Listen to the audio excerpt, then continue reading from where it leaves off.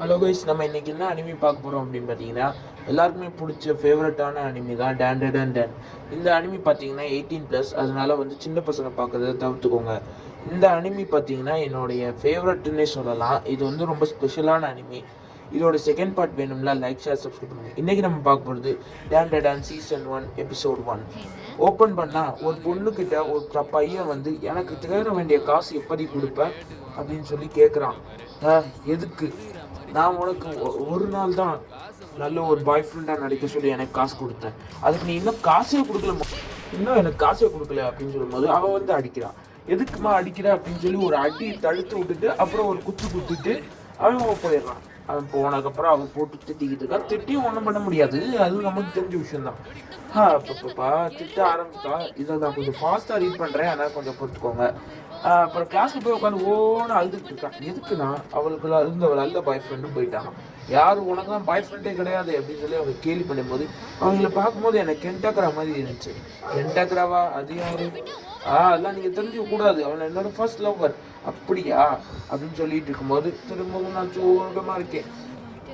எனக்குன்னு ஒருத்தன் பிறக்காமையா இருந்துருவான் அப்படின்னு சொல்லி நடந்து காரிடார்ல போயிட்டு இருக்கும்போது ஒரு கிளாஸை பார்க்குறான். ஒரு பையன் உட்காந்து அவங்க பையனை எல்லாருமே கேலி பண்ணிக்கிட்டே இருக்காங்க. அந்த பையனை அதை பார்த்து சும்மாவே இருக்கிறான். அவன் கையில இருக்க புக்கை நோட் பண்ணிக்கோங்க. இல்ல நம்ம மேக்னெட்டை வச்சு அடிப்போமா? ஓகே. யார் மணி?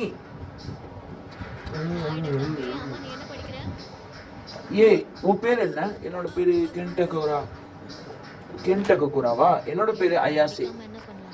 நீ இப்ப இருந்ததுனால தான் யாருமே பேச மாட்டாங்க கூட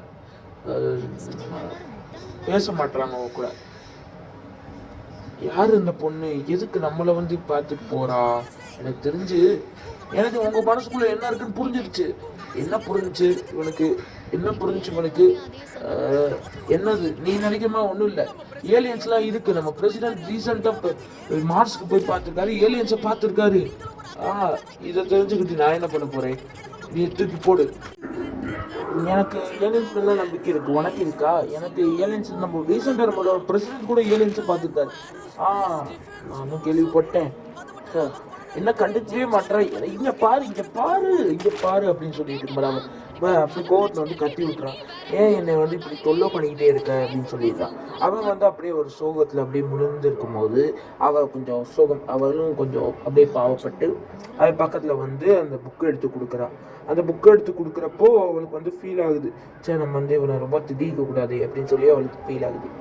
அதனால வந்து அந்த புக்கை எடுத்து அவள் கையில் கொடுத்துட்டு, உனக்கு பேய் மேலெலாம் நம்பிக்கை இருக்கா அப்படின்னு கேட்குறான். பேய் மேலெலாம் உனக்கு பேய் மேலெலாம் நம்பிக்கை இருக்கா அப்படின்னு கேட்கும்போது அவன் அதை பார்த்துட்டு சிரிக்கிறான்.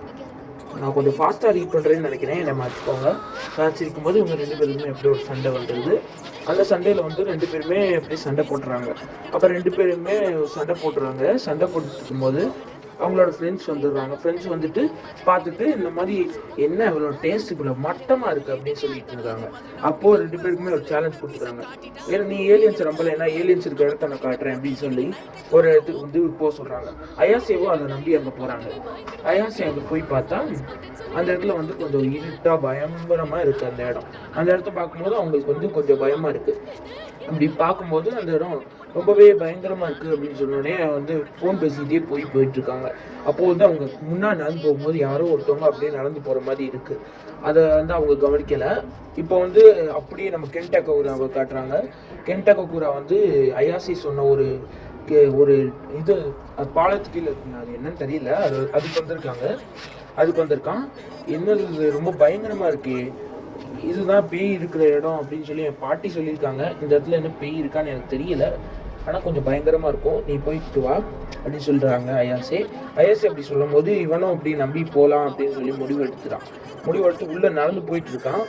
உள்ளே நடந்து போகும்போது அவனோட லைட்டு கொஞ்சம் இது பண்ணுது. சரியா, லைட்டு கொஞ்சம் இது பண்ணும்போது அவர்கிட்ட சொல்கிறான், இந்த இடம் ரொம்பவே பயங்கரமாக இருக்குது அப்படின்னு சொல்லும்போது சின்ன வயசில் அவன் நடந்ததை நினச்சி பார்க்குறான். அவன் தலையில் கை வச்சுட்டு போகும்போது அவனுக்கு பிடிச்ச பையனே அவனை கிண்டல் பண்ணியிருப்பான். அதனால அதை சொல்லிக்கிட்டு இருப்பான் டககுராட்ட.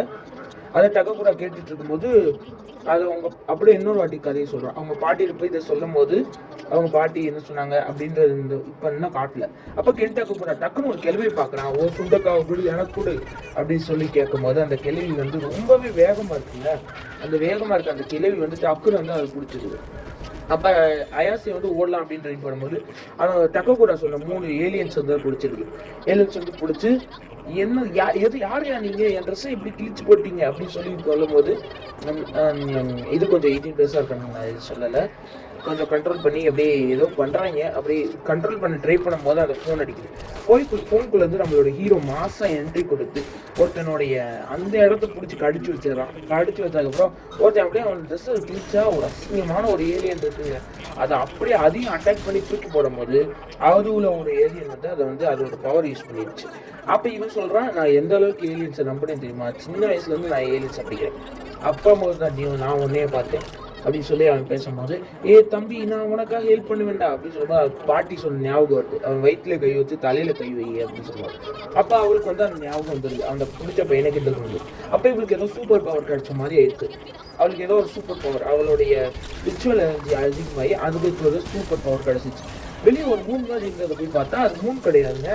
அது பார்த்தீங்கன்னா இதுதான் அதோடைய நம்மள சொல்லுவாங்க யூஎஃப்ஓ. இவன் டகக்குரா சொன்ன அந்த யூஎஃப்ஓ தான் அது.